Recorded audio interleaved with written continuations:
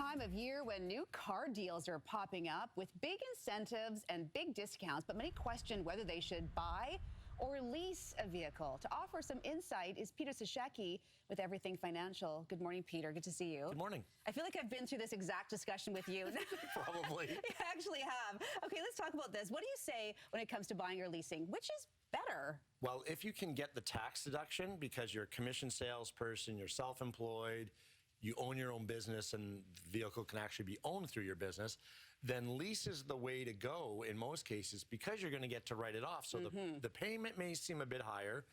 Lease interest rates are a bit higher. But if you're getting 40, 48, or in a high tax bracket, a 53% tax deduction, then you have to look at the net cost, and that's where the lease can turn out way better for you. And you can't write off a new purchased vehicle, only the lease?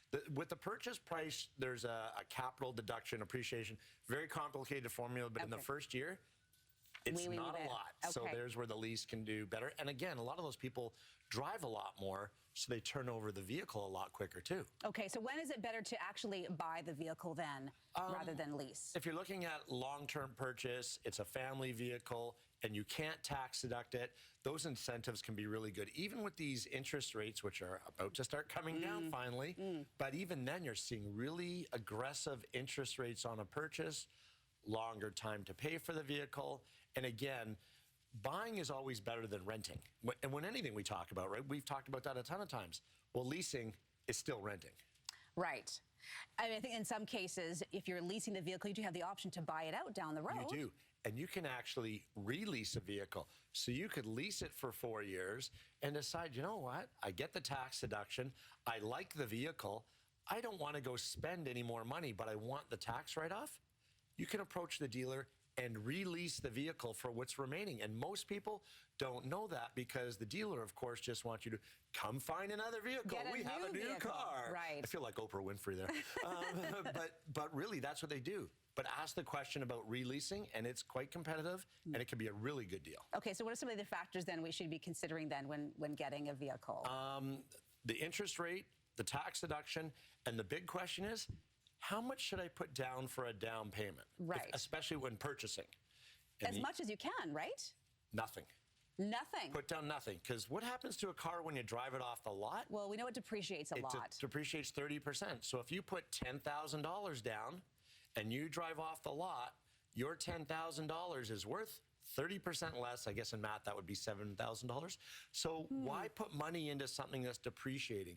You never spend money on something that is a guarantee to lose money. But doesn't that would be a car. But doesn't that lower the payments that you would have to make? Yes, but wouldn't that money be better off in your bank or somewhere, even in your TFSA, invested and use some of the interest earned to pay that increased car payment? And that's what you can do. And I did this for someone, a calculation for a viewer, and we invested the money and used the car payments. At the end of the 6 years, they had 40% of their money left. Wow.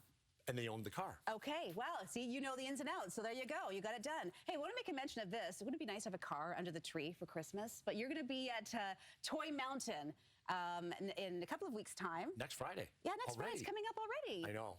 And you're there every year. I'm there every year, and we are doing something different this year.